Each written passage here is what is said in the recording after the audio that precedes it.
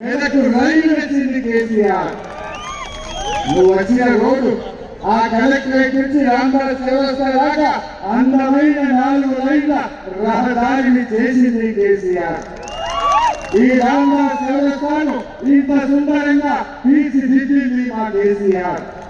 నువ్వు మాట్లాడతావు, నువ్వు ఏం చేసావు? నువ్వు ఆ రోజు 100 రోజుల్లో 4 గ్యారెంటీ 6 గ్యారెంటీలు అమలు చేస్తాను, 100 రోజుల్లో 6 గ్యారెంటీ అమలు చేస్తామని బాండ్ పేపర్ల మీద రాసించింది. బాండ్ పేపర్ ఇచ్చేస్తుండే వాల్యూ ఉంటే ఈ కాంగ్రెస్ వాళ్ళు బాండ్ పేపర్ మీద రాసించిన దాని చేతులు పోయింది. బాండ్ పేపర్ పరువు తీసింది. బాండ్ పేపర్ రాజకీయాలు నడవేది రేవంత్ రెడ్డికి అర్థమైంది.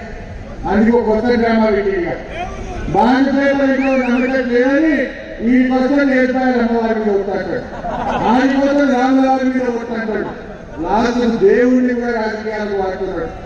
రేవంత్ రెడ్డి, నువ్వు దేవుడి మీద ఒట్టు పెట్టుకున్నా, నీ మీద నువ్వు ఒట్టు పెట్టుకున్నా, నేను నమ్మని తెలంగాణ ప్రజలు బట్టే మాట్లాడాల 5 గ్యారెంటీ అవ్వలేదంటాడు.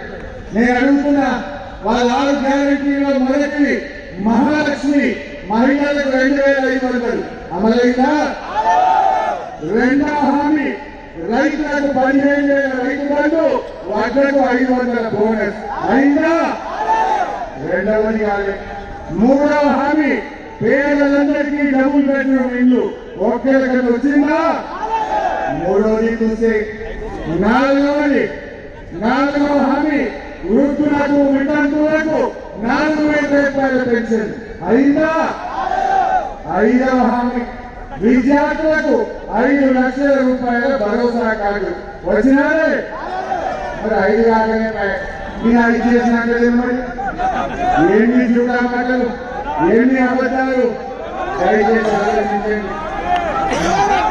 ఏ సాగులే కులం ప్రకారం ఉన్నది సాగుతుంది, కానీ 1,00,000 పెట్టినది తక్కువ.